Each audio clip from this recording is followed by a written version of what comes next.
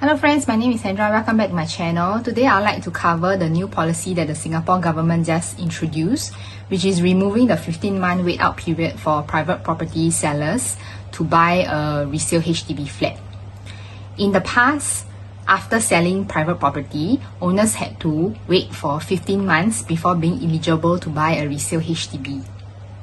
Now, this 15-month wait-out period has been lifted. Why I think this policy was being introduced is because the government would like to regulate the demand for HDB resale. In 2026, HDB resale prices have seen a slow decline, about 0.1% in the first quarter and 0.3% in the second quarter of 2026. So I think this policy was made to regulate the demand, introduce more demand back to the HDB resale market.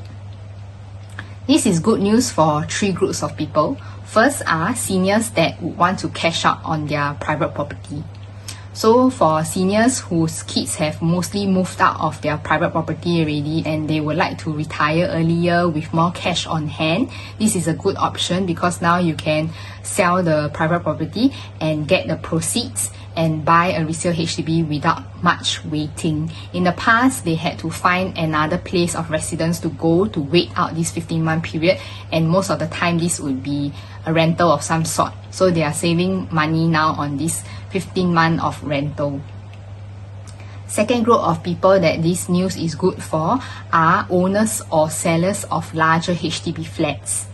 So if you are an owner of a larger HDB flat that you want to sell your HDB flat, luckily there is now a bigger pool of buyers and hopefully a greater demand for your HDB flat, because usually those private property owners who have sold their private property are now cash rich. So most likely they would prefer a bigger and larger flat to serve their new needs. So what does it mean for you as a private property owner right now? If you would like to right size to a HDB, there are two options for you. So option one is to buy the HDB first, then sell your condo or private property within a 6-month period. However, you must know that it will cause a bigger strain on your finances, because if you do this, you cannot use your condo sale proceeds for the initial HDB payments. So the initial HDB deposit, stamp duties, down payment, you have to pay using your existing cash, OA, CPF, savings, or bank loan.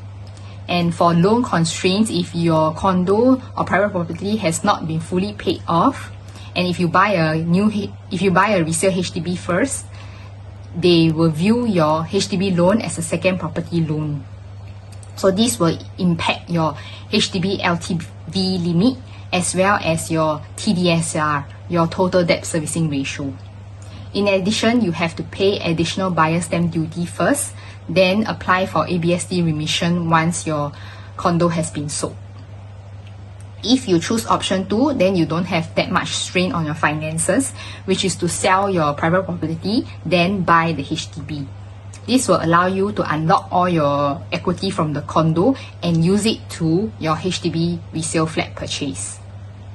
You can usually apply for your HDB HFE only after 15 months of selling it, but now you can apply for the HFE letter immediately upon granting the OTP to your condo buyer. And you can use your cash proceeds for the new purchase without paying ABSD as well. Remember, this new policy still has some restrictions, meaning you cannot use HDB loans or CPF grants for your HDB resale flat purchase, bank loans only, and for singles there is still an age restriction of 35 years old before you can buy a HDB resale flat. Okay, that's all. Thank you for joining me in this video. See you in the next one. Remember to like, share, and subscribe. Thank you.